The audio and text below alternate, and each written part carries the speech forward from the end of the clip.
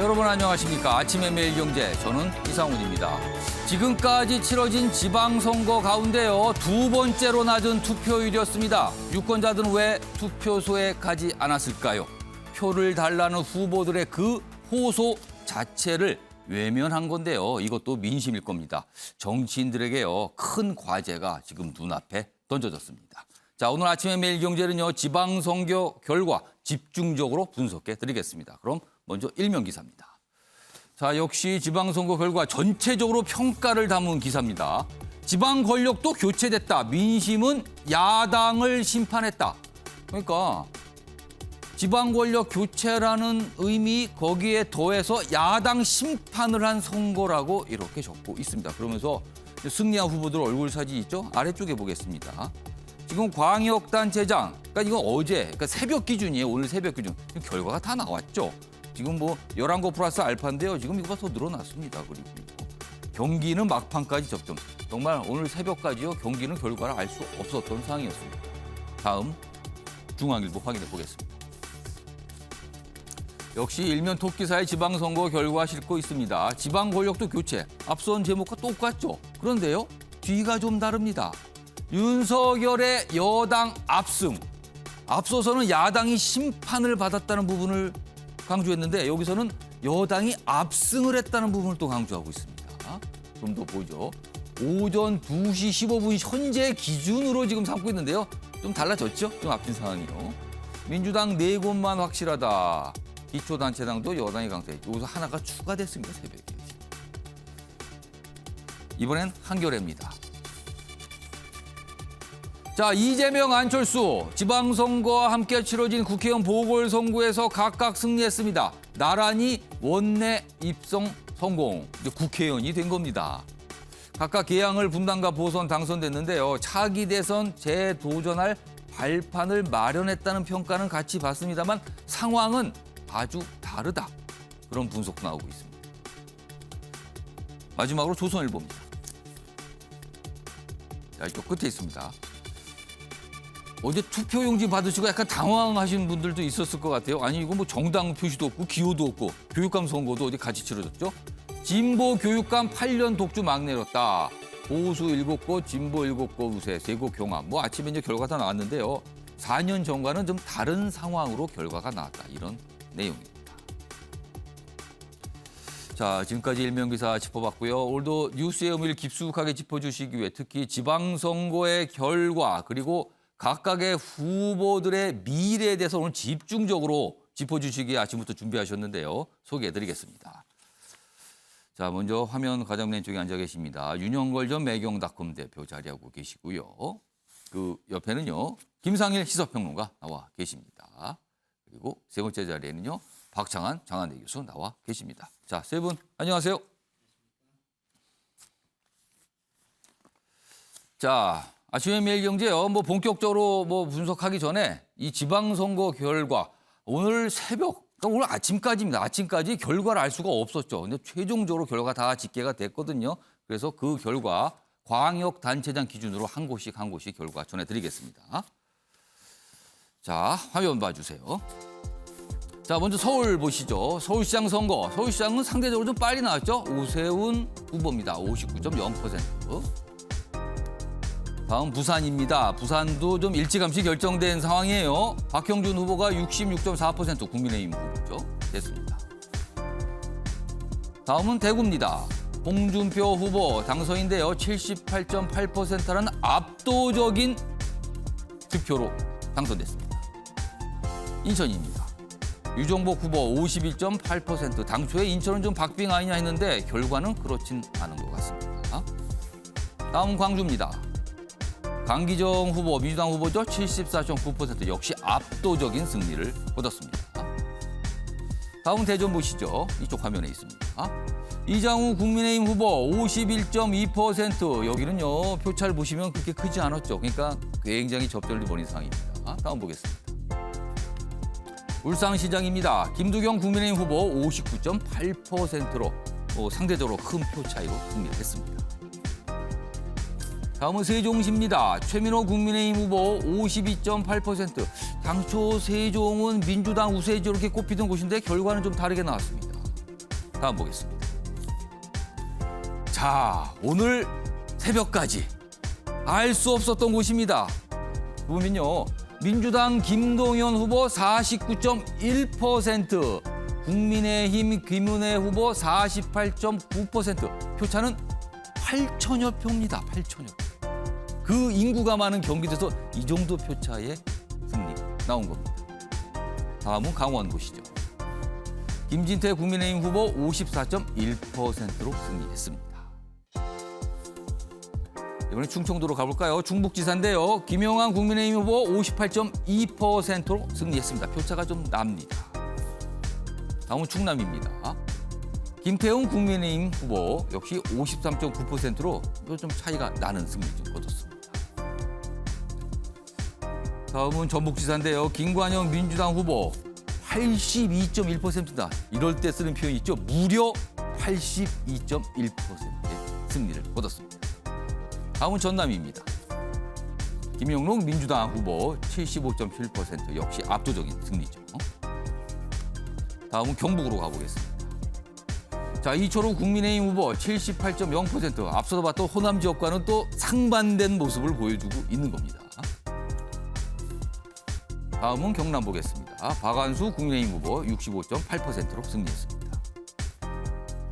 자, 다음은 제주입니다. 오영훈 민주당 후보 55.2%로 승리를 했습니다. 그 차이가 좀 나죠. 다음은 국회의원 재보궐선거 지역 승패도 알려드리죠. 자, 대구 수서울입니다. 어제 개표가 조금 늦게 시작이 됐죠. 그래서 어제 저녁까지, 밤까지만 보신 분들은 개표 결과를 못 보셨을 수도 있어요. 자, 국민의힘 이인선 후보가요 79.8%로 압도적인 승리를 거뒀습니다. 다음은 인천 계양을로 갑니다. 여기도 굉장한 관심을 보였죠.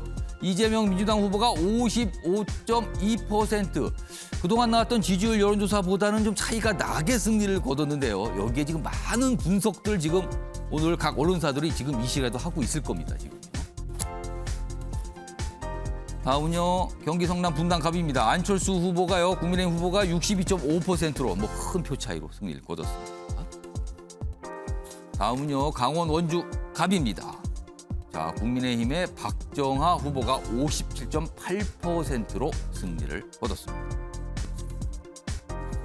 다음은요, 충남 보령 서천입니다. 국민의힘 장동혁 후보 51.0%로 앞서서 소개했던 지역보다는 상대로 표차가 좀 적습니다. 승리했습니다. 다음은 경남 창원 의창입니다. 김영선 국민의힘 후보가 62.7%로 승리를 거뒀습니다. 자, 마지막에는요, 제주에서도 보궐선거가 있었죠. 바로 제주 을입니다. 여기도요, 처음에 이 개표 시작될 때는 비슷한 상황으로 갔죠. 자, 근데 결국 김한규 민주당 후보가 49.4%로 승리를 거뒀습니다.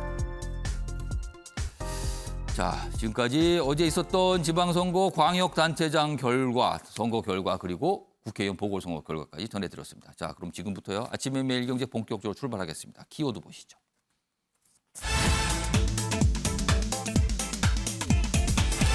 첫 번째 키워드는요, 초접전입니다.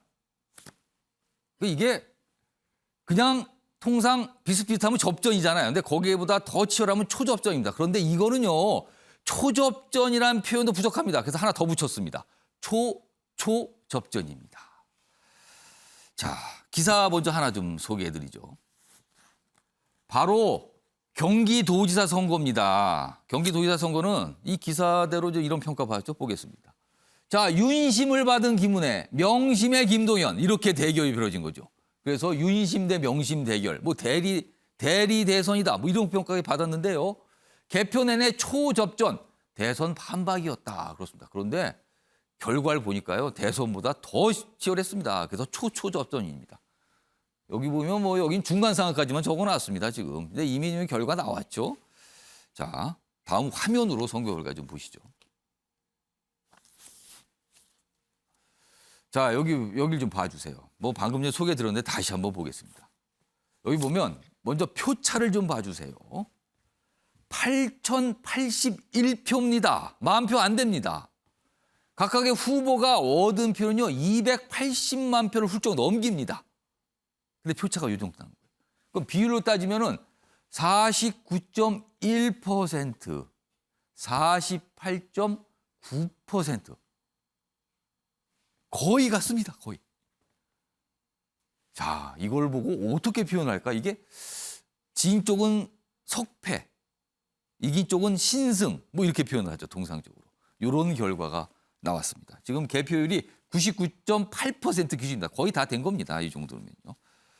자, 그럼요. 이와 관련해서요. 이제 거의 승패가 이제 결정됐을 때 김동연 후보가 한 말, 그리고 며칠 지났죠. 김동연 후보가 뭔가 호소하면서 한 말도 있어요. 그 두 가지 내용 묶었습니다. 보시죠. 정말 감사합니다. 오늘의 승리는 저 김동연 개인의 승리가 아닙니다. 변화를 바라는 우리 도민 여러분, 그리고 국민 여러분들의 간절함과 열망이 함께 어우러져서 오늘의 승리를 만들어 주셨습니다. 우리 도민과 국민 여러분께서 민주당 변화에 대한 씨앗을, 또 민주당 변화에 대한 기대를 갖고 저에게 이런 영광을 주신 것 같습니다. 앞으로 민주당의 변화와 개혁을 위해서도 또 그 씨앗으로도 제가 할 수 있는 말을 다 하겠습니다. 민주당을 비판하시더라도 씨앗은 남겨주십시오. 종자가 될 곡식은 남겨주십시오.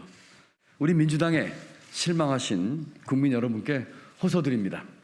회초리를 들고 꾸짖을 지언정 예면하거나 포기하지는 말아주십시오. 자, 김상일 평론가. 네. 자, 이 경기지사는 참 분석해 볼 지점이 많아요. 그러게요. 굉장히 많은 이 선거 결과가 나왔어요. 자, 일단 김동연 후보가 정말 어렵게 이긴 겁니다. 신승이거든요. 이럴 때 쓰는 표현이 신승인데 맞습니다. 대선에 비해서도 굉장히 신승을 거뒀어요. 맞습니다. 대선은 사실은요. 윤석열 대통령과 이재명 후보가 5%포인트 정도 차입니다. 그거에 비하면 이거는요. 거의 차이가 없는 상태로 이긴 거거든요. 일단 신승인데 자, 이런 결과가 나온 거는요. 일단 여러 가지 가능성이 있는데 일단 후보의 경쟁력에 문제가 있었던 거야. 이긴 이겼지만 아니면 지금 지방선거 판 자체가 민주당에 불리했던가 아니면 다른 요인이 있었던 건가. 이기는 이겼지만 너무나 어렵게 이겼거든요. 이거 어떤 배경이 있었다고 보십니까? 일단 말씀해 주신 부분 중에 예. 지방선거의 환경이 굉장히 안 좋았다는 거는 뭐 주지의 사실입니다. 그럼 대선 누구나 때보다 더 인정하는. 나빠졌다는 겁니까? 그렇죠. 왜냐하면 대통령이 취임하시고 한 달이 안 돼서 이루어지는 선거였기 때문에 예. 전국적으로 지방선거의 분위기는 여당의 집권당에 굉장히 유리한 상황으로 이루어질 수밖에 없었다. 그리고 또 새롭게 시작하는 정부에 대해서 야당이 지금 맞서고 있는 상황에서 국민들이 예. 선택할 수 있는 대안이 별로 없었다. 어. 왜냐하면 이제 시작하는데 심판하겠다고 이렇게 이야기를 하고 일을 못하게 할 수는 없는 거 아니겠습니까? 그래서 국민의 입장에서는 약간 대안이 부재한 상황이었기 때문에 예. 굉장히 여권에 유리한 선거였다. 이런 생각이 첫 번째 또 들고요. 지방선거의 그 운동장 자체가 민주당 불리한 후보에는 불리하다 환경이었다. 지금. 예. 예. 그렇지만 예. 그럴 때는 당이 어떻게 했어야 하느냐라는 부분을 생각해 볼 수가 있습니다. 예. 그것을 생각해 보면 제 생각에 개인적인 생각은 뭐냐면 후보를 잘 선택해서 잘 내고 오. 후보를 앞세워서 지원하면서 가야지 예. 이길 수가 있습니다. 그런데요. 그런데 지금 당은 마치 대선 연장전이 된 것처럼 중앙 이슈가 오히려 후보를 가리게 하는 전략적 좀 실수, 미스가 좀 있지 않았나. 이런 그러면은 생각이 좀 들고요. 김동연 후보라는 인물이 잘 부각이 부각이 되지 좀 안 않았다는 됐죠. 뜻입니까? 네네.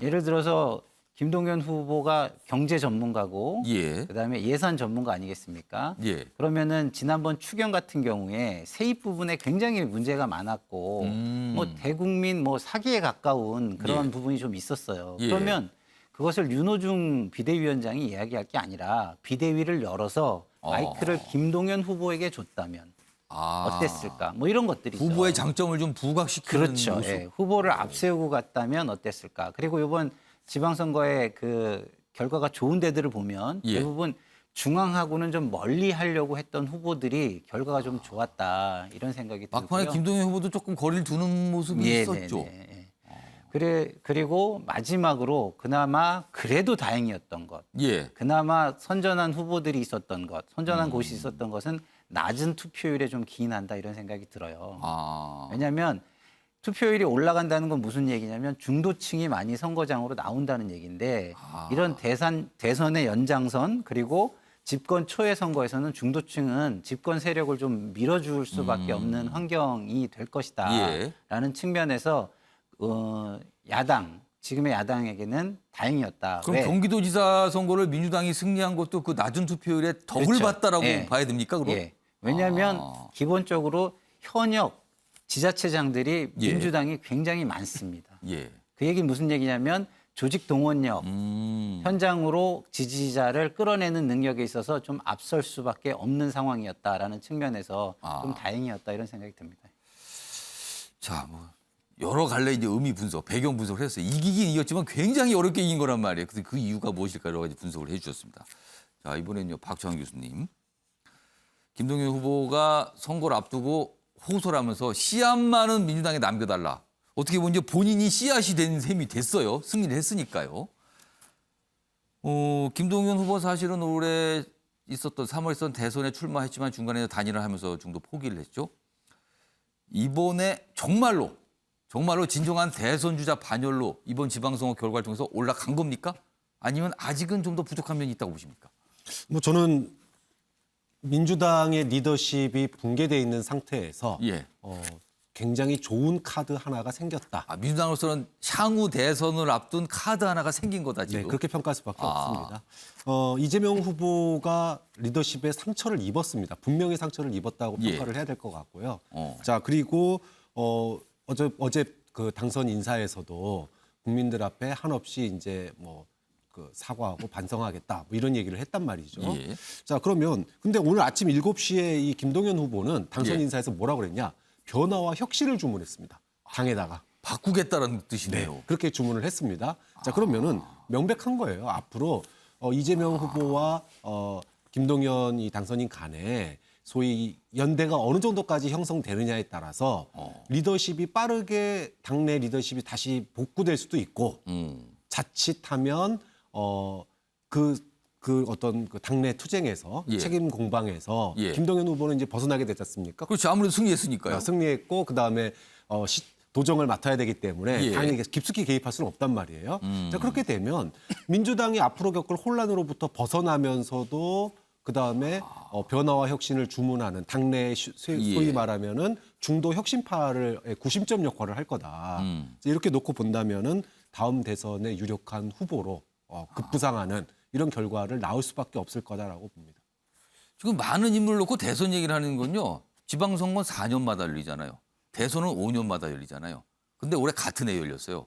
다음 지방선거 그다음이 대선이거든요. 뭔가 정치 일정이 묘하게 놓여 있다는 겁니다. 지금요 다들요. 자, 일단 김동연 후보 관련된 얘기 오늘 뭐 아침에 아주 신승했다는 얘기까지 전해드렸고요. 다음은요. 이제 패자가 됐죠. 김은혜 국민의힘 후보입니다. 김은혜 후보도 아침에 이제 승복하는 뭐 연설을 좀 했는데 그 모습 확인해 보겠습니다. 존경하는 경기도민 여러분, 이 과분한 지지에 감사를 드립니다. 그리고 경기도지사에 당선되신 김동연 후보님께도 축하의 인사를 전합니다. 최선을 다했지만 저의 부족함으로 승리하지 못했습니다. 저는 당원의 한 사람으로 돌아가서 묵묵히 응원하고 돕겠습니다. 윤용걸 전 대표님, 사실은 김은혜 후보가 지방선거에 도전할 때 윤심 얘기가 참 많았어요. 그리고 경쟁자였죠. 당내 경쟁자였던 유승민 전 의원과 경선에서 경쟁을 볼 때도 그때도 윤심 나왔고 여기도 윤심 나왔고 오늘 기사도 보면 윤심 김은혜 명심 김동연 이렇게 나온단 말이에요. 네. 그러면은 이거는 윤심의 지지가 불발된 겁니까? 그럼 이거는 무슨 의미를 갖는 겁니까? 뭐 지금 대통령 2년의 법칙이 있거든요. 예. 대통령 당선되고 2년 내에 지방선거는 다 여당이 이겼어요. 예. 근데 이번에 경기도 가장 큰 지역에서 가장 졌거든요. 관심사였었는데. 그렇죠. 김은혜 후보가 굉장히 열심히 잘 싸웠지만 예. 저는 윤 대통령이 공천에 잘못한 거다. 뭐 직접 개입했든지 뭐 안 했든지 모르지만 예. 윤심으로 투영이 됐거든요. 윤심 얘기가 있었으니까요. 저는 공천 잘못이라고 봅니다. 왜냐하면 첫 번째 이유는 김은혜 후보하고 윤 대통령하고 이미지가 좀 겹치질 않아요. 오랫동안 뭐 같이 일했다든지 정치적인 철학이 같다든지 그 전에는 홍준표 후보 캠프에 있다가 인수위 대변인으로 뭐 잠깐 있었던 거거든요. 그걸 윤심을 대변한다? 국민이 납득하지 못하는 거죠. 또 하나 이유는 경기지사하고 서울시장을 뽑는 유권자들은 예. 그냥 경기지사 뽑으려고 뽑는 게 아닙니다. 아. 미래를 보고 뽑아요. 그 미래라는 거는 대권하고 연결이 되는 거예요. 아. 그러니까 큰 인물, 우리 도를 대표하는 정도가 아니라 큰 인물로 해서 나중에 대통령까지 바라볼 만한 인물. 거기에 비해서 김은혜 후보는 열심히 잘 싸웠긴 했지만 예. 아직 정치 초년생으로서 사회적인 경륜 뭐 이런 게 좀 아직은 김동연 후보 경제부총리까지 했잖아요. 예. 그러니까 아직은 거기에는 조금 밀린 거 아니냐 뭐 이런 생각이 들어요. 물론 예. 뭐 강용석 후보가 0.95%를 가져갔거든요. 예. 그러니까 0.15% 졌는데 그거 참 아깝죠. 마지막에 또 뭐 재산 신고 문제 예, 있어서 예. 거기서도 또 간표가 됐어요. 그래서 저는 5시 32분에 뒤집어졌거든요. 예. 아침에 텔레비 보면서 앞으로 저는 5시 32분에 알람을 맞춰놔야겠다. 역사적인 순간이다. 아, 그 순간이 예, 방심하다 5시 32분에 뒤집어졌잖아요. 다 되는 줄 알고 다 되는 있다가 줄 알았죠. 새벽에 뒤집히는 거죠. 그렇죠. 그렇게. 5시 32분에 전자 게임 중계하듯이 했는데 방심하면 안 되겠다. 그래서 저는 윤 대통령이 이걸 보고 이번 지방선거 12대 5로 압승했거든요. 예. 국정 주도권을 확보했다. 그 착각하면 안 근데 돼요. 경기도가 그 12에 경기도가 빠진 겁니다. 그렇죠. 경기도 빠졌어요. 그리고 의회 권력은 아직 민주당이 가지고 있어요. 그리고 국정 안정이 될 거다. 저는 쉽지 않을 거라고 봐요.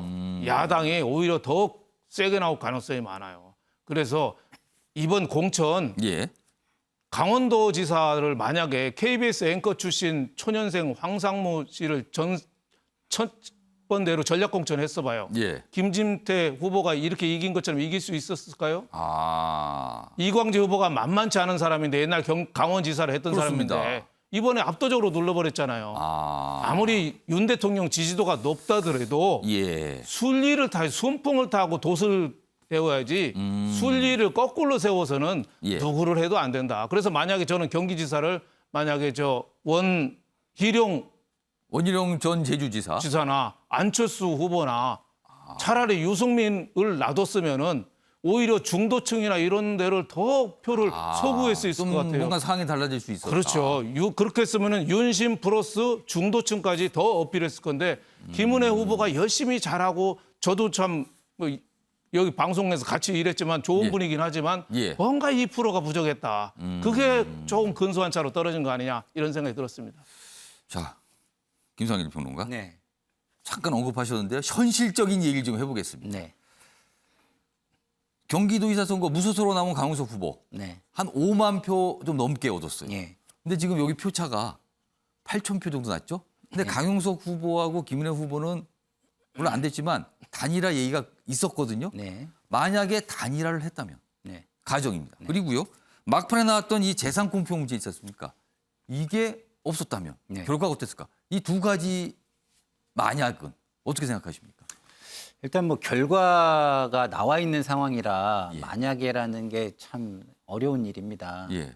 뭐 두 분이 단일화를 했으면은 김은혜 후보가 이길 수 있는 가능성이 당연히 있는 것이죠. 5만 표 그렇죠? 중에 일부라도 가지 않았을까? 뭐 이런 그렇죠. 거예요. 지금. 예, 예. 그럴 수 있겠죠. 그렇지만 저는 그거보다는 예. 김은혜 후보가 막판 악재가 좀 지지층이 투표장으로 가는 걸 조금 주저하게 만든 게 패인이 아니었을까. 그리고 이런 아까 생각이 말씀한 들어요. 재산 공표 문제 말씀하신 그렇죠. 건가요? 예. 왜냐하면 지지층이 열성 지지층도 있고 약간 뭐 합리적인 예. 지지층 내지는 비판적 지지층 이런 것이 있을 수 있는데 제 주변에도 보면은 그것을 알고 가서 김은혜 후보를 찍기가 좀 어렵다는 사람들이 좀 존재했거든요. 그럼 그런 분들이 좀 더 적극적으로 투표를 했고 투표율이 좀 더 높아졌다면 저는 아무래도 김은혜 후보가 됐을 가능성이 상당히 높았다 이렇게 생각하고요. 예. 그리고 강용석 후보와 합쳐서 승리한다? 저는 예. 그것이 뭐 단기적으로는 뭐 모르겠습니다. 승리가 될 수 있을지 모르겠지만 내부적으로는 그게 썩어 들어가는 그런 모습이 될 수 있다고 저는 보기 때문에 예. 그거는 단일화는 차라리 예. 강용석 후보가 나오지를 말았어야죠. 예. 아마 이제 김은혜 후보 측 이제 패인에 대한 뭐 분석을 당에서도 좀 해보겠죠. 아마 이 지점이 너무 아팠던 거 아닌가 뭐 이런 걸 분석이 오늘 할 겁니다. 아마 당에서는요. 자, 이게 이제 경기도 관련된 내용인데요. 다음 주제는요. 전체적인 이제 판세 얘기 좀 해보겠습니다. 이제 결과가 나왔으니까요. 먼저 기사 하나 있습니다. 어제 이 출구조사 결과 그게 있은 뒤에 반응들을 좀 다룬 기사거든요. 벌떡 일어선 이준석 국민의힘 대표. 출구조사 결과부터 이제 국민의힘이 굉장히 압승하는 걸로 나왔거든요. 그리고 조금 시간이 지난 뒤에 출구조사 이제 설명되고 조금 좀 방송에 나온 뒤에 조용히 일어난 이재명 이렇게 돼 있습니다. 그러니까 어제 상황을 단적으로 보여주는 제목이 아닌가 싶네요. 이렇게 돼 있습니다. 자, 다음은요. 지도를 좀 전해드리죠. 전체적인 결과를 담은 지도입니다. 자, 여기 보시면 2018년과 이번 지방선거를 비교했어요. 그러니까 파란색으로 된 곳은 민주당이 광역단체장 기준으로 민주당이 이긴 곳, 빨간색으로 된 거는 이제 이 국민의힘, 과거에 이제 자유한국당이죠. 이제 국민의힘이 이긴 곳인데 2018년에 보시면요, 이쪽 TK 지역은 완전히 포위가 됐죠. 그 당시 제주는 무소속이었어요. 물론 이제 나중에 이제 당적을 바꿨죠. 여기 이제 원희룡 지사 지역이니까요. 그러니까 민주당 14, 자유한국당 2, 무소속 하나. 결국에 나중에는 자유한국당 3개가 된 거죠. 이런 상태였는데 이번에 보세요. 거꾸로 됐죠. 여기 보시면 호남 지역과 제주가 또 포위가 된 것처럼 돼 있어요. 포위된 걸로. 다만 이제 새벽에 나온 결과가 이제 경기도가 이렇게 파란색으로 바뀐 겁니다. 여기가. 그래서 전체적으로 국민의힘 12, 민주당 5 이렇게 돼 있습니다. 이게 이번 결과입니다. 한눈에 보실 수 있죠? 이 모양. 여기를 놓고 언론사들이 밤새 이제 신문을 만들 때 이걸 어떡하지? 그러니까 오늘 대부분의 신문이 여기를 회색으로 칠했어요. 모른다고. 색깔이 정해졌습니다. 이런 상황입니다. 다음은요. 이번 지방선거 결과를 다룬 2개의 신문 제목을 좀 준비했는데요. 화면에 보겠습니다. 자, 2가지입니다. 앞서서 매일경제 일면 기사는 좀 전해드렸죠. 지방 권력도 교체됐다. 민심은 야당 심판했다고 봅니다. 이번 결과를. 근데 밑에 조선일보 제목은요. 여당 지방선거 압승했다. 민심은 윤 정부를 밀어줬다고 평가를 했어요. 자, 요거 박찬환 교수님, 유영골 대표님 두 분께 만약에 이번 지방선거 관련해서 보고서를 작성하신다면 보고서에는 주요 내용과 제목이 있어야 될 거 아니에요. 이 2가지 제목 중에 어느 제목을 선택하시겠습니까? 먼저 박찬환 교수님. 뭐 저는 꼭 2개 중에 하나 선택해야 된다면 예. 야당 심판 쪽으로 첫 번째 거. 하겠습니다. 야당이 심판받은 거다, 이번 결과는. 어떤 정부든지 간에 특히 이번에 이제 낮은 투표율이 저는 관건이었다고 봐요. 역대 낮은 투표율에서 예. 보수 정당이 패배한 적이 없습니다. 이번 지방선거 투표율이 예. 밑에서 2번째입니다. 그러니까 첫 번째, 2번째 이번 포함해서 굉장히 세 낮은 번째, 거예요, 네 번째까지 다 보수 계열이 압승한 선거 결과들이 있었습니다. 과거에도. 그렇게 본다면 그럼 이제 낮은 투표율이 왜 나왔느냐를 봐야 될 거잖아요. 결국 지난 지방선거 때 민주당에게 몰표를 줬던 중도층과 민주당 지지층이 대거 투표장으로 나타나지 않았습니다. 그러니까 이번 지방선거 때는 민주당 지지하시는 분들도 투표를 잘 안 하셨다 이렇게 보시는 그렇죠. 거예요? 물론 그분들이 윤석열 정부를 밀어줘야 되겠다고 생각된다면 투표율이 이 정도 나오면 안 돼요. 55% 이상은 나와야 됩니다. 그렇다면은 확실하게 의사 표현을 윤석열 정부를 밀어주겠다는 의사 표현으로 볼 수 있지만 그건 아닌 것 같다는 역대 거예요? 최저에 가까운 이 투표율 가운데서 민주당 지지층의 결집이나 이게 낮았다면 결국은 민주당을 외면한 거다. 정확하게는 민주당을 외면한 거다라고 저는 봅니다. 알겠습니다. 윤영걸 전 대표님께서는 보고서 제목을 작성하신다면 어느 제목을 선택하시겠습니까? 저는 제목을 야당 심판 확인. 역시 심판 쪽으로 보십니까? 확인이죠. 예, 비행기 티켓 왜 타기 전에 콤펌하잖아요. 예, 지난번에 3월 9일 날 민주당 심판 받았잖아요. 그렇습니다. 근데 0.73%라고 예. 좀 이상하다고 다시 클레임을 제기한 거예요. 그러니까 유권자들이 너희들 진 거 맞아. 다시 한번 확인해 준 거다. 정신 차려 이 사람들아. 저는 유권자들이 다시 한번 준엄한 심판을 했다고 봐요. 경기지사는 민주당이 이기긴 했지만 예. 김동연 지사는 민주당이라고 보기보다는 어떻게 보면 쇠물결이라는 데서 오신 분이잖아요. 그렇죠. 중도적인 이미지, 경제 이미지가 더 강하거든요. 예. 그래서 민주당이 이번에 제일 위험한 게 졌지만 잘 싸운 거다. 젖잘싸. 그거 굉장히 위험한 겁니다. 더 이상 쓰면 안 된다는 소리입니까? 그렇죠. 개구리 왜 미지근한 물에 담겨 있으면 그대로 죽잖아요. 뜨거운 물이면 튀어나가는데. 예. 그래서 저는 완전히 심판받은 거다. 특히 이재명 후보가 개항 의뢰 나간 거는 저는 악수 중에 최고 악수다.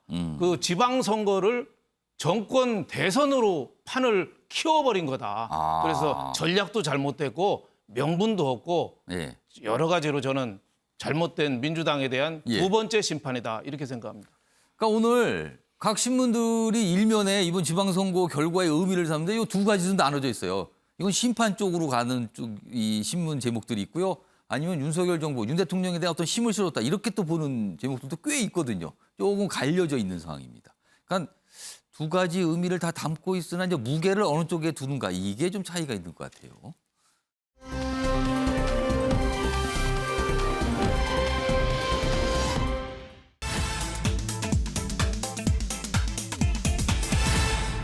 상처뿐인 생활입니다. 짐작이 좀 되는데요. 민주당과 관련이 돼 있을 것 같은 기사입니다. 왠지요. 기사로 확인해 보겠습니다.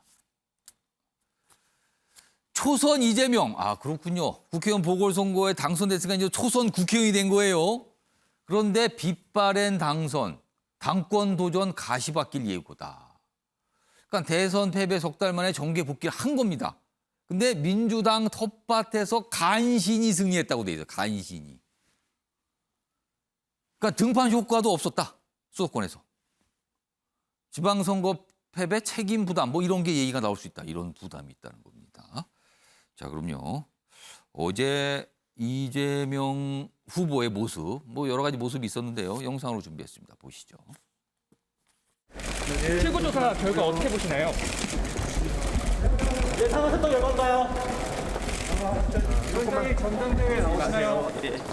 접전 지역에서 어느 정도 수업을 할 수 있을 거라고 예상하세요? 우리 개항을 지역 구민 여러분 감사드립니다. 개항을 지역 구민들께서 바라시는 대로 성실하게 역량을 발휘해서 지역 발전에 도움이 되는 일들을 최대한 잘 해내겠습니다. 어쨌든 전체 선거가 예상되었던 어려운 상황이긴 하지만 국민들의 이 따가운 질책과 또 엄중한 경고를 낮은 자세로 겸허하게 잘 받들도록 하겠습니다. 뭔가 당선 인사를 하긴 하는데 이게 분위기가 별 이렇게 살지는 않네요. 그리고 어제 이 출구조사 결과 나오고 이제 개표 방송을 이 민주당 선거 상황실에서 이제 지켜보다가 나오면서 기자들 질문을 참 많이 했어요. 근데 답을 하나도 하지 않았습니다. 그만큼 뭔가 마음이 무겁다는 뜻이겠죠. 다음 기사 하나 더 보겠습니다. 이재명 국회 입성. 그런데요, 민주당 내에서는요, 개인은 살고 당은 죽었다. 이런 목소리가 나왔어요. 이게 앞으로 정치적으로 엄청난 부담이 될 거 아닙니까? 이렇게 되면은요. 이런 평가가 나와버리면. 여기 보면 친문이라고 인용이 된 이 말이 있는데 지방선거 패배 책임 물어야 한다. 이런 얘기를 누군가 또 했답니다. 벌써. 다음 화면으로 좀 보겠습니다. 반응을 좀 소개해드리죠. 이원욱 민주당 전략공천위원장 이원욱 의원인데요. 이재명 친구 뭐 이렇게 좀 이렇게 가볍게 부르면서 상처뿐인 영광 축하합니다. 이 말에 내 친구 이재명의 답이 있길 바란다. 이게 어떻게 봐야 됩니까? 이거를 다음 보시죠. 박지원 전 국정원장. 이 책임을 누가 질까? 여기 한자로 써 있어요. 자생당사. 자기는 살고 당은 죽는다는 말이 당내 유행한다더니 국민의 판단은 항상 정확합니다. 이거 맞았지 않습니까 지금? 이렇게 되는 거네요. 다음 보겠습니다. 이석현 전 국회 부의장. 한 명 살고 다 죽었군요. 국민은 식상합니다. 지금 뭐 사과 자꾸 했는데 쇄신은 책임 큰 사람들이 물러나는 데서 시작해야 된다. 이게 무슨 뜻입니까 이게? 책임 큰 사람들이 물러나야 된다는 얘기를 꺼냈습니다. 민주당 상황이 이거 심상치 않겠는데요. 자, 김성일 평론가. 네. 이재명 후보에 대해서 지금 뭐 책임도 이런 것까지 아까 기사에 좀 적혀 있거든요. 그리고 뭐 책임 어떻게 할 거냐 이렇게 묻는 질문도 나왔고요 벌써. 자, 책임론이 구체적으로 아주 진지해질까? 그렇다면 구체적으로 이재명 후보에 대해서 어떤 책임을 말하는 걸까? 어떤 의견이십니까? 그래서 기본적으로 제가 볼 때 중도적이고 상식적인 시각에서는 책임을 져야 되는 상황이라고 저는 봐요. 예. 그런데 이제 밤사이에 경기 선거 결과가 경기 선거가 나왔다는 거예요? 바뀌었잖아요. 이렇게 되면 젖잘싸 시즌 2가 또 강성 그게 나올 수 지지층에서는 나올 수가 있어요. 경기도 이겼지 않습니까? 예. 책임 얘기하기는 좀 그렇지 않습니까? 이런 예. 분위기로 갈 수 있다는 그리고 겁니까? 뭐 대안이 뭐가 있냐. 그리고 아. 낮은 투표율로 지지층 결집을 해야 이긴다고 전략을 세웠지 않았느냐. 예. 결국은 이게 낮은 투표율 속에서 그나마 지지층이 결집했기 때문에 경기라도 이긴 거 아니냐. 이런 식의 강성 지지층의 목소리가 커질 수 있는 상황이거든요. 그러면 추가 질문 드리면 네. 대선 주자로서의 이재명 이제 국회의원입니다. 이재명 의원의 위상 이거는 큰 변화가 없겠습니까? 아니면 좀 달라지겠습니까? 아니요. 제가 아까 말씀을 드렸지만 본인이 출마를 했잖아요. 예. 출마를 했으면 사실은 승리로 이끌었어야죠. 그렇지 않은 상황이라면 생각을 해보십시오. 후보를 잘 낸 다음에 예. 뒤에서 지원 유세를 다녔다면 어땠을까요? 위상은 훨씬 올라갔을 겁니다. 본인이 만약에 출마를 안 하고 그 그렇죠. 전제를 하시는 겁니까? 예. 아. 그러니까 제가 지난번에도 말씀을 드렸지만 본인이 아. 외유 선언을 만약에 했어요. 그러면 당에서는 어떻게 할까요? 아, 지방선거 굉장히 위태롭습니다. 도와주십시오. 네? 지원 유세해 주십시오. 예. 그러면 곳곳을 도움만 주면서 다닐 수 있는 상황이 되는 그렇다면 거죠. 그게 다 자기 몫이 될 텐데. 자기 몫이 되는 것이죠. 알겠습니다. 일단 이재명 후보 오늘 참 여러 가지 기사가 나올 것 같습니다. 그렇게 생각이 드네요. 오늘 벌써요. 다음 기사 하나 더 보겠습니다. 다음은 이제 민주당이 좀 집중하는 기사예요. 다음은 경향신문 기사 좀 보겠습니다. 아, 기사가 좀 준비가 좀 안 됐네요. 그러면 그냥 풀어가죠. 이 내용은요. 박찬환 교수님한테 좀 질문 좀 드릴게요. 지금 사실은 이재명 후보와 함께 같이 맞물려서 등장하는 인물이 송영길 전 대표예요. 지금 서울시장에 도전했는데 안 됐잖아요. 송영길 대표 그리고 송영길 대표로 대변되는 386 그룹들 앞으로 어떻게 되는 겁니까? 경랑의 주인공이 됐습니다. 결국은 각본 쓴 사람 따로 있는데 배우가 결국은 흥행 참패에 책임을 지게 됐다 이렇게 봐야 될 것 같습니다. 사실 이제 선거 초반 어저께 개표 초반 보신 분들 아시겠지만 구청장 선거나 또 기초의원 선거를 보면 민주당 지지층이 그렇게 몰락했다라고 보기 어려울 만큼의 그 득표율을 보였습니다. 자, 이걸 보면 서울시장 후보의 이 선거 그 후보 공천 과정이 오히려 지지층들의 결집을 갖다가 막은 거 아니냐. 즉 이미 뭐 끝난 선거, 패배한 선거 이렇게 되면서 나는 희생하기 위해서 나왔다. 그런데 어떠한 희생도 한 게 없거든요. 예. 뭐 당대표 물러나고 나서 출마하지 않겠다고 그랬는데 예. 어쨌든 서울시장 후보로 나왔고 그리고 그 결과적으로 기초의원이나 구의원 구청장 예. 선거에서 얻은 득표율을 보다 못했고 이렇게 되면 덕을 준 게 아니라 오히려 선거 패배에 한 책임을 맡게 됐습니다. 예. 그럼 송영길 대표의 앞으로의 어떤 그 정치 행보가 굉장히 어려워졌다. 그러면요, 제가 구체적으로 송영길 전 대표, 이재명 후보 이재명 의원 구체적으로 뭐 보궐선거는 당선 즉시 이제 국회의원이 되는 거잖아요. 송영길 전 대표는 그동안 대선을 꿈꾼다 이런 평가 많이 받았는데 그럼 어떻게 되는 건지 그리고 이재명 의원 앞으로 대선 주자로서의 그 위상 아까 똑같은 질문입니다. 어떻게 되는 건지 그 두 가지 좀 핵심을 좀 짚어주시죠. 어떻게 될 것 같습니까 앞으로? 일단 뭐 송영길 대표는 앞으로 정치적인 대선 행보는 어렵다고 봐야 될 것 같습니다. 아, 어렵다. 네. 단정적으로 말씀하셨네요. 어려울 어렵다. 수밖에 없는 게 예. 지난 당권 장악 이후에 대선까지는 괜찮았습니다. 근데 그 퇴장이 아름답지 못했고 그리고 무엇보다도 서울에서의 참패를 막기는커녕 오히려 본인이 참패의 한 원인이 됐다. 이런 점에서 예. 본다면 대선은 어렵다고 보고요. 그럼 이재명 의원은 저는 뭐 아까 앞서서 이재명 의원 때문에 뭐 이제 그 선거가 패배해서 자기는 살고 개인은 살고 당이 죽었다 그랬는데 그럼 이재명 후보가 안 나왔다면 민주당이 이겼겠냐?라는 질문을 던지고 싶어요. 그거 글쎄요, 어떻을까요? 저는 크게 이기지 못했을 거라고 봅니다. 결국 결과는 똑같았다. 그렇게 놓고 그러면 본다면 당내 사실은 지금 이렇게 된다면 리더십 공백이다. 그리고 뭐 조금 더 나가는 표는 무주공산이다. 뭐 이렇게까지 나오거든요. 그런 상태에서 이재명 후보 당에 들어가게 되는 거예요. 그러면은 그렇죠. 이게 경기도를 만약에 졌으면 예. 사실 이재명 후보가 앞으로 한 1, 2년 정도 조금 좀 리더십이 좀 상처를 입는 기간이 길었을 겁니다. 그런데 경기도를 이김으로 인해서 명분이 생겼어요. 새벽 5시 아까 32분이라고 말씀하셨죠. 이게 뭔가 변곡점이 좀 생긴 거군요. 그럼 그래서 이것 때문에 지금. 이재명 후보로서는 뭐 기사회생했다 진짜 거의 뭐 지역 문턱까지 갔다가 예. 돌아왔다 이렇게 본다면 아직 뭐 대선 후보로서의 그런 가능성이나 이런 부분들은 여전히 살아있다라고 평가할 수밖에 없습니다. 8천여 표의 이 경기도지사 선거 이 표차거든요. 이게 여러 가지 파생 효과를 낳겠군요. 지금요. 요 차이로요. 자, 일단 전 뭐 이재명 후보 민주당과 관련된 내용이고요. 다음 주제 역시 지방선거인데요. 뭐 이 국민의힘과 좀 관련이 있습니다. 넘어가 보죠.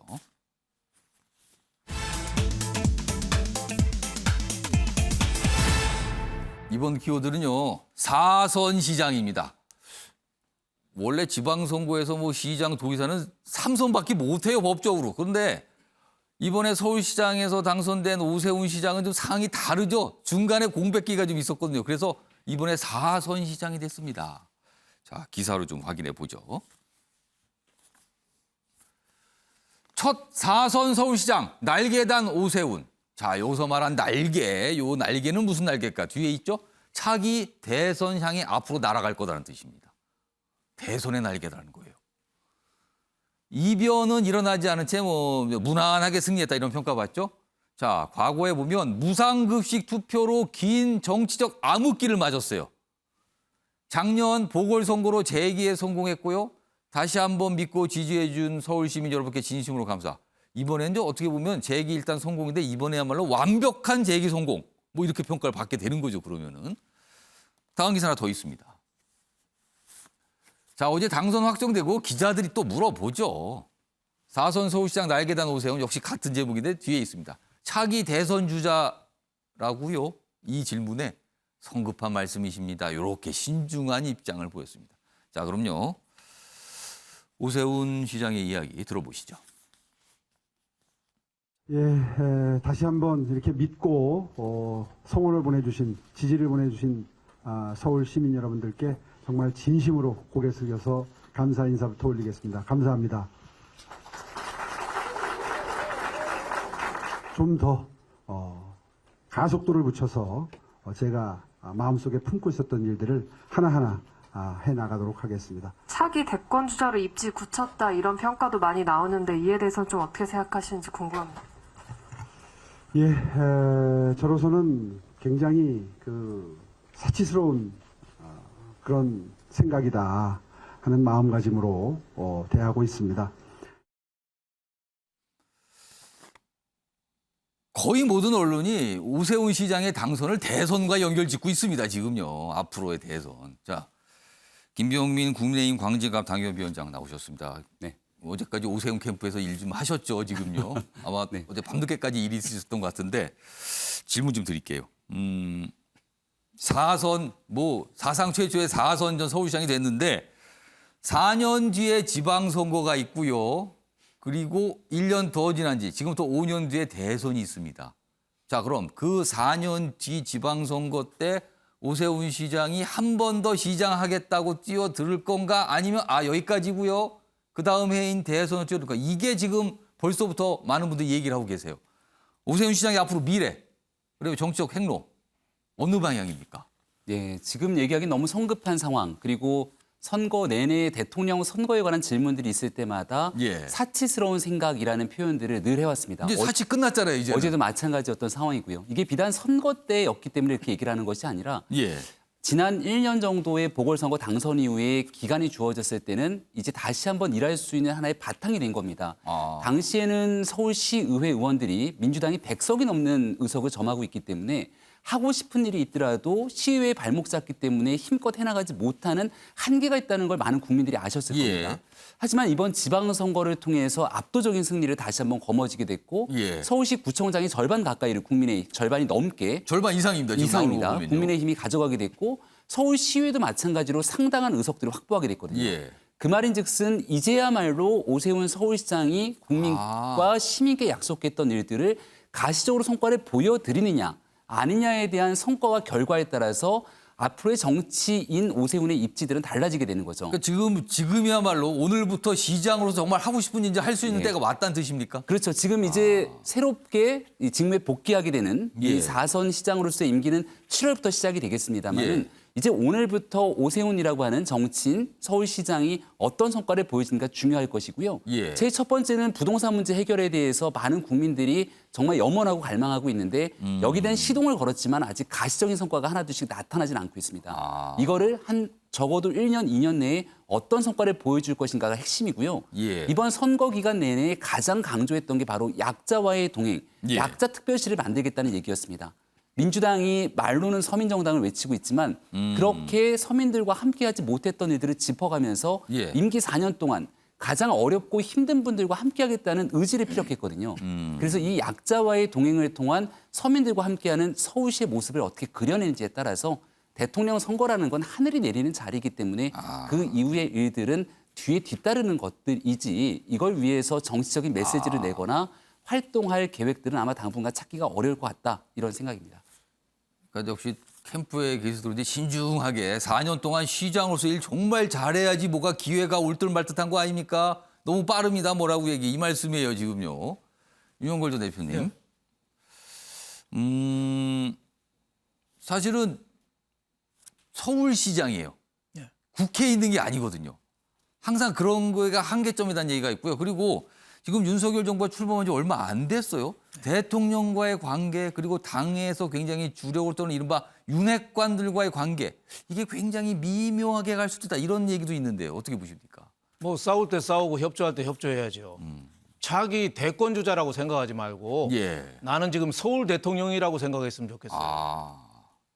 서울시장이 더 중요해요. 그러니까 대통령하고 윤핵관하고 뭐 도와줄 사람도 아니고 싸울 사람도 아니고 그 사람들은 그 사람이고 나는 내 일을 하겠다. 각자 일이 다른 것뿐이다. 그렇죠. 오세훈 시장이 자기 칼라가 조금 약한 좀 측면이 있거든요.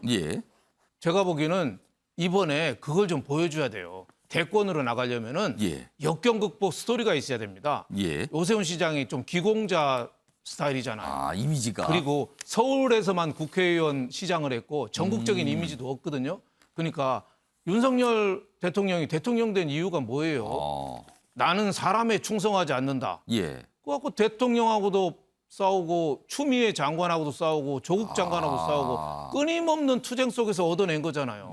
그러니까 오세훈 시장도 서울시를 위해서 누구랑도 싸울 수 있다는 그런 자세? 저는 그게 좀 필요하다. 같은 서울시장을 했는데 이명박 전 대통령은 대통령을 했고 박원순 전 서울시장은 대권 지지도가 형편없이 안 나왔어요. 그게 뭐겠어요? 이명박 하면은 청계천 버스 뭐 환승이라든지 뭐가 이미지가 떠오르는데 박원순 시장 하면은 뭐 이미지가 안 떠오르잖아요. 약했다는 거네요. 그런 게. 그죠. 뭐 이룬 게 남는 게 없는 거죠. 서울역 고가 뭐 그거 정도 거기에 뭐 공원 나무 좀 심어놓은 거 그거 빼놓으면 기억나는 게 없거든요. 그러니까 오세훈 시장도 여태까지 지금 4선이지만은 여태까지 기억나는 거 사실 없어요. 근데 그동안은 모래주머니 달고 있다고 민주당 핑계로 다 됐거든요. 이제는 모래주머니 대신에 100만 원짜리 운동화 신은 거예요. 이제 뛰어야 된다는 거네요. 이제 뛰어야 돼요. 이제 핑계 댈 데가 없어요. 이제 만약에 그 운동화 신었는데도 잘 못 뛰면 자기 책임이죠. 그러니까 이제 기회와 위험을 같이 갖고 있다. 오세훈 시장의 위기는 지금부터 재평가될 거다. 저는 이렇게 봅니다. 앞으로 남은 4년간의 서울시장의 그 역할, 그 임기 기간 이게 엄청난 기회이자 또 도전이 될 수 있다는 거네요. 지금요. 잘 들어야 되는 거. 모래주머니 떼고 100만 원짜리 운동화를 신었답니다. 지금요. 이 비유를 해주셨어요. 지금 굉장히 적합한 비유가 아닌가 싶기도 합니다. 지금요. 자, 다음은요. 또 다른 분 주목받았죠. 안철수 전 인수위원장. 여러 가지 직함이 있는데 뭐 하여튼 인수위원장 직전이었죠. 기사 있습니다. 좀 보겠습니다. 여권 잠룡임을 증명한 안철수. 그렇습니다. 이번에 당선이 됐어요. 당내 기반 넓힐 첫 발을 이제 국회로 내딛는 셈이 됩니다. 반복했던 철수 정치의 꼬리표를 이 정도면 뗀 거 아닌가? 성공을 했거든요, 이번에는. 원내 입성 이제 성공했는데 여권 중진으로 변신할 수도 있다. 이렇게 돼 있습니다. 요 내용이 좀 먼저 하나 있고요. 그럼요. 이와 관련해서 안철수 의원입니다. 안철수 의원의 이야기 들어보시죠. 국민의힘을 지지해 주신 분들의 뜨거운 성원에 감사드립니다. 동시에 저도 국민의힘의 승리에 힘을 보탠 것이 너무나 기쁘게 생각합니다. 이제 윤석열 정부의 성공을 뒷받침하고 그리고 대한민국의 새로운 변화를 위해서 여기 계신 모든 분들과 끝까지 함께 하겠습니다. 지금 먼저 의정 활동을 제대로 잘 하기 위해서 저희들 의원실도 꾸리고 앞으로 해야 할 일이 많지 않습니까? 앞으로 해야 할 일이 참 많다고 얘기했어요. 그러니까 하고 싶은 일도 많은 것 같죠? 다음 기사 보겠습니다. 일단 당내 기반 넓히는 게 과제라고 그래요. 그런데요.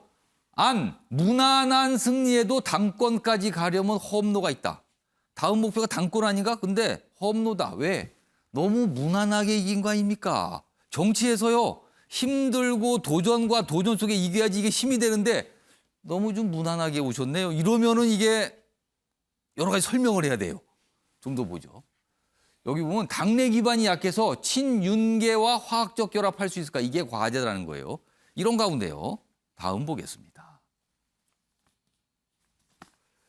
이현승이 이끈 이준석. 그렇습니다. 이준석 국민의힘 대표는 대선, 지선, 승리를 이끈 당대표예요. 당 운영 주도권 쥘까? 이런 가운데 안철수 의원이 국회로 들어오는 겁니다. 그리고 또 최근에 윤핵관, 영향력이 있다는 걸 증명했죠? 어떤 세력들이 자꾸 있는 거예요. 이 3자의 관계 어떻게 될 건가 합니다. 지금 박시환 교수님. 이 3자의 관계 어떻게 이게 보여질 것 같습니까? 상황은. 일단 안철수 이제 의원이시죠. 안철수 의원은 기회장이 열렸다고 봅니다. 기회장. 그것이 곧 뭐 당권, 당권 장악의 의미는 아니잖아요. 당권까지 가려면 두 개의 허들을 넘어야 되는데 어떤 겁니까? 일단 이준석 대표 넘어야죠. 그리고 윤핵관 넘어야 되고. 이게 만만치가 않은 것 같아요. 이준석 대표가 사실은 이제 선거 기간 중이라 이게 구체적으로 더 얘기가 안 됐는데 당에서 이제 징계 논란이 있었단 말이죠. 그렇습니다. 선거 이후에 결정하겠다라고 얘기를 했어요. 이게 또 뭐가 나와야 되는 상황인데 도대체 뭔 말이에요. 내용인지도 모르겠는데 당 대표가 징계 상황이다. 참 국민들로서는 굉장히 물음표가 많이 가는 부분입니다. 이 부분을 만약에 이준석 대표가 잘 넘어간다면 이준석 대표가 당에서 목소리를 굉장히 크게 낼 겁니다. 그러면 거기에 이게 단순하게 뭐 연합이 아니에요. 이제는 다음 대선을 위해서 각자 도생의 길로 가는 겁니다. 그렇습니다. 윤핵관은 윤핵관대로. 공동 목표가 사라졌어요 지금. 그렇죠. 이제. 오시장은 오시장대로. 그다음에 안철수 의원은 안철수 의원대로. 그러면 거기에서 이준석 대표가 제갈량이 될 것인지 아니면은 뭐 손책이 될 것인지 그거는 앞으로 이제 이준석 대표의 역할이에요. 그런데 어쨌든 그런 과정에서 안철수 대표에 대해서 안철수 의원에 대해서 물음표가 계속 달리는 이유는 그 복잡하고 험난한 길을 잘 갈까에 대해서는 아직도 물음표가 있다는 겁니다. 과거의 전례를 봐서는 그렇죠. 지금 분당에서 갔지만 꽃가마 타고 가셨잖아요. 여기 무난한 승리라고 자꾸 평가가 나왔어요. 그 어려움을 뚫고 어떻게 보면 지난 대선 때도 단일화를 통해서 인수위원장 그다음에 이 분당까지 꽃가마 타고 가셨기 때문에 앞으로가 이제 시작이라고 봐야 되겠죠. 유홍걸 전 대표님은 안철수 의원 앞으로 어떤 행로를 갈 걸로 보십니까? 저는 뭐 안철수 국회의원이 예금으로 말하면 투자로 말하면은 정기예금 정도 든 거다 이렇게 봅니다. 정기예금이? 하이 리스크 하이 리턴이거든요. 배팅을 했으면 수익이 크죠. 잭팟이 터지면. 정기예금은 좀 적잖아요. 정기예금은 뭐 연 한 2, 3% 세금 내면 별로 손해주는 게 없죠. 안전하긴 한데. 안전하게 편안한 안철수잖아요. 그러니까 그렇군요. 그렇지 편안한 데 갔으니까 수익률도 적은 거죠. 로우 리스크, 노 리턴 적게 투자했으니까 위험 부담 없이 원금 보장되는 거잖아요. 분당 그럼 가서. 하이 리스크 하이 리턴은 예를 들면 인천 계양을 같은 데는 계양을 하이 가서 리스크가 됐는데 코피나게 싸우든지 아니면 경기지사를 가서 뭐 그러네요. 판을 한번 죽든지 살든지 싸웠으면은 안철수 그래 한번 보자 10년 만에 예. 진짜 대권 주자야 하는데 그냥 편안한 국회의원 한 분 되셔서 예. 의원회관에서 자리 잡으시고 계시는데 앞으로 본인이 이제 여태까지 안 하던 길을 가야 되는데 예. 쉽진 않을 거다. 예. 제가 보기에는 큰 기회를 그냥 보낸 거 아닌가 저는 이런 안타까운 마음도 좀 있습니다. 이 안철수 후보의 한자 이름을 가지고 또 이렇게 편안한 안자 아닙니까? 또 이런 또 비유를 해주셨어요. 자, 지방선거 관련해서 이번에는요 전체적으로 좀 생각해볼 지점들이 좀 나타났어요. 역시 주제로 준비되어 있는데요. 키워드부터 보시죠.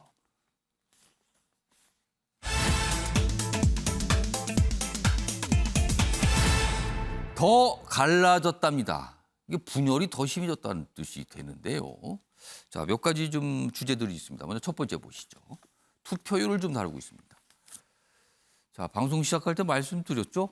이게 지방선거만 따져보면 역대 두 번째로 가장 낮아요. 50% 겨우 넘겼잖아요. 여기 보면 유권자들 대선 때 관심 다 썼나? 투표율 역대 두 번째로. 그러니까 대선 때만 못하다는 거예요. 한 10%포인트 정도 낮아요. 이 과거 이 지방선거보다 그 정도 낮고요. 대선 때보다는 훨씬 낮죠, 지금요. 50.9%로 잠정 집계인데요. 이게 대선에 보면 무려 26.2%포인트나 빠진 거예요. 그러니까 제목이 대선 때 관심을 다 써버린 건가 이렇게 나옵니다. 이 얘기 좀 해보죠. 다음 화면 좀 보실까요?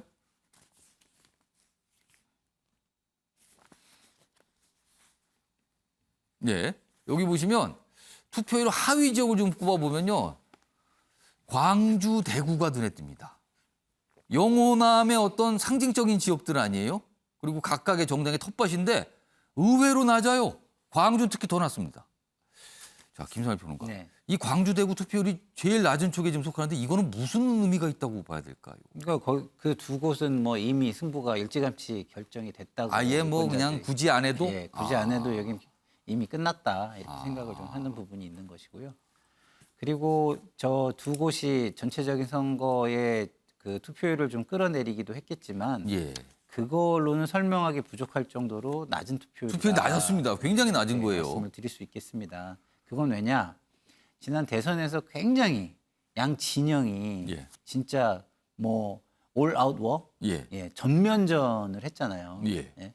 그런데 사실은 유권자들이 볼 때 그 이후 변화가 그렇게 별로 없어요. 아직도 힘센 두 정당이 싸우고 있고 국민들을 위해서 그렇게 잘하는 부분은 보이지가 않습니다. 그럼 대선 때는 그렇게 분열돼서 싸우는 진영 싸움에 그래도 유권자들이 힘을 이쪽에 주자 이쪽에 그렇죠. 했는데 네. 지방선거에서는 안 그랬다는 겁니까? 예. 그 당시에 여당 민주당을 심판을 했는데 민주당은 별로 그렇게 반성하거나 변하는 것 같지 않고 새로 그 표를 줘서 예. 그 당선을 시킨 정부는 하는 걸 보니까 뭐 그 전 정부가 그 실수했다고 하는 지점들을 예. 그렇게 개선하지 않고 쟤네도 그러지 않았느냐라고 하면서 약간 반복하는 듯한 모습을 많이 보이는 예. 그런 모습들이 좀 있었거든요. 그래서 대선 때의 그 에너지가 많이 이미 소비된 상태에서 지방선거에서 뭐 이렇게 참여를 한다고 해서 정치권이 크게 예. 변하겠느냐 어떤 실망감, 예. 무력감 이런 것이 많이 작용한 선거였다. 그것이 낮은 투표율로 이어졌다. 이렇게 말씀을 드릴 수밖에 없습니다. 김병민 위원장의 추가적 질문드리면 투표율을 더 연령대로 출구조사에서 분석된 게 있거든요. 네. 20대, 30대는요. 거의 60대 이상의 반 정도밖에 안 되는 투표율. 굉장히 낮은 투표율. 50%는커녕 그 밑에 훨씬 떨어지는 투표를 나왔거든요. 특히 젊은 층들이 투표를 굉장히 많이 안 했습니다. 네. 이거 어떻게 보세요? 투표에 대한 효용 문제를 네. 지난 대통령 선거에서 정말 열심히 세상을 좀 바꾸고자 투표에 나섰던 예. 젊은 청년들이 있습니다. 지난번 대통령 선거뿐만이 아니라 이런 청년의 정치 참여가 끌어올랐던 건 4.7 보궐선거에서부터 많은 청년들이 직접적으로 뛰어들기 시작했고 예. 그 열망이 국민의힘의 이준석 대표라고 하는 제1야당의 대표를 탄생시키는 굉장히 독특한 현상으로까지 나타났습니다. 예. 이제 대통령 선거를 지나고 나서 청년들의 정치 참여나 이런 일들에 대해서 조금 더 현미경 돋보기로 들여다봤을 때 그 효용감들이 많이 떨어진 것은 아닌가 이런 생각들을 방금 전에 김상일 평론가가 얘기해 주셨던 내용들과 좀 맥을 같이 할 수밖에 없겠다라는 생각이 들고요.